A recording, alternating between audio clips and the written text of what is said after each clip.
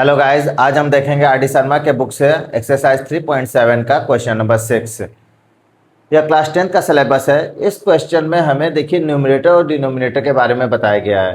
तो हम सबसे पहले क्या करेंगे, न्यूमरेटर को x मान लेंगे और डिनोमिनेटर को y मान लेंगे। उसके बाद इक्वेशन जैसा कह रहा है वैसा वैसा हम लोग सॉल्व करेंगे। क्लियर है? तो हम पहले क्या करेंगे, लेट न्यूमरेटर को x मान लेते हैं एंड डिनोमिनेटर को y।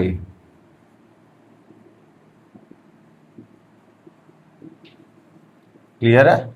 जब हम न्यूमरेटर को x और डिनोमिनेटर को y माने हैं तो ये क्वेश्चन कह क्या रहा है कि आपका जो फ्रैक्शन है वो 1/3 हो जाएगा। कब? जब आप 2 is subtracted from the numerator. जब आप न्यूमरेटर में से 2 सब्ट्रैक्ट करेंगे तो आपका जो फ्रैक्शन है वो 1/3 के बराबर हो जाएगा। फर्स्ट केस देखते हैं। कह रहा है आपका फ्रैक्शन क्या है, x/y। ये आपका फ्रैक्शन है, लेकिन अगर कंडीशन दे रहा है कि अगर आप 2 सब्ट्रैक्ट कर देते हैं न्यूमरेटर में से तो आपका ये किसके बराबर हो जाएगा, 1/3 के। तो हम क्रॉस मल्टीप्लाई कर देंगे, जैसा हम जानते हैं 3 का इसमें कर देंगे, y का इसमें कर देंगे। तो 3 का इसमें करेंगे तो क्या हो जाएगा, 3x माइनस का 3 2 जा 6 equals to y into 1 y हो जाएगा। y को इधर लेते हैं, 6 को उधर ले लेते हैं। तो 3x माइनस का y इक्वल्स टू 6, इसको इक्वेशन 1 ले लेते हैं। यहाँ तक कोई समस्या नहीं होनी चाहिए आई थिंक। अब सेकंड कंडीशन हमसे क्या कह रहा है कि जब 1 is subtracted from the denominator, जब हम जो फ्रैक्शन है हमारा x/y उसके डिनोमिनेटर में से अगर हम 1 सब्ट्रैक्ट कर रहे हैं तो हमारा जो फ्रैक्शन है वो 1/2 के बराबर हो जाएगा। क्लियर है? मतलब हमारा फ्रैक्शन पहले क्या था, x/y था। अगर हम डिनोमिनेटर में से 1 सब्ट्रैक्ट कर दे रहे हैं तो यही इक्वल्स टू हो जाएगा किसके, 1/2 के। क्रॉस मल्टीप्लाई कर देंगे, 2x equals to y minus 1, तो 2x माइनस का y इक्वल्स टू -1। अब आप देख रहे होंगे इक्वेशन 1 और इक्वेशन 2 में y का कोफिशिएंट क्या है, बराबर है। तो हमें x की कोफिशिएंट बराबर करने की कोई ज़रूरत ही नहीं है, क्योंकि ऑलरेडी इसमें y का बराबर ही है। तो हम क्यों एक्स्ट्रा मेहनत करें।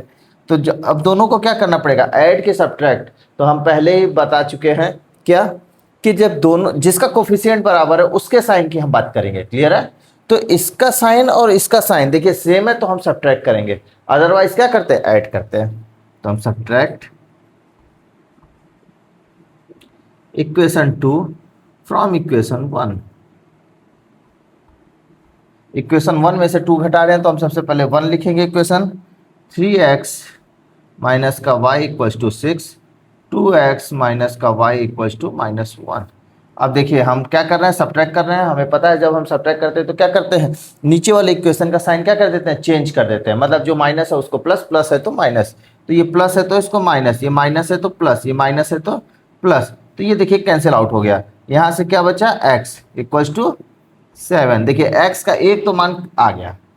अब हम y का कैसे निकालेंगे, इस x को हम या तो 1 में रख दें या तो 2 में रख दें। तो 1 में ही रख देते हैं। क्या लिखेंगे हम, value of x put in equation 1। ये मैं स्टेप बाय स्टेप इस तरह से समझाता हूं कि आप हूबहू इसी तरह से सेम अगर आप पेपर में लिख करके आएंगे एग्जाम में अपने, तो बहुत अच्छे मार्क्स आएंगे। अच्छे का मतलब फुल मार्क्स आएगा आपको। तो आपका क्या है, 3x minus Y equals to 6। ये आपने इक्वेशन 1 लिख लिया। अब इक्वेशन 1 जो लिख लिया इसमें हम क्या रख देंगे, x का मान 7 रख देंगे। तो हम x की वैल्यू अगर हम 7 रखेंगे तो ये क्या निकल के आया, 7 3 जा 21, 6 इधर जाएगा माइनस और y उधर जाएगा ये, तो y की वैल्यू निकल के आ गई 15। अब हमसे पूछा है क्या, फाइंड द फ्रैक्शन। तो फ्रैक्शन क्या होगा हमारा, तो हमें पता है फ्रैक्शन क्या होता है, न्यूमरेटर अपॉन में डिनोमिनेटर इक्वल टू 7 अपॉन में 15। यही हमारा रिजल्ट है। क्लियर है? आई थिंक आप लोग को बहुत अच्छा लगा होगा। Thank you guys.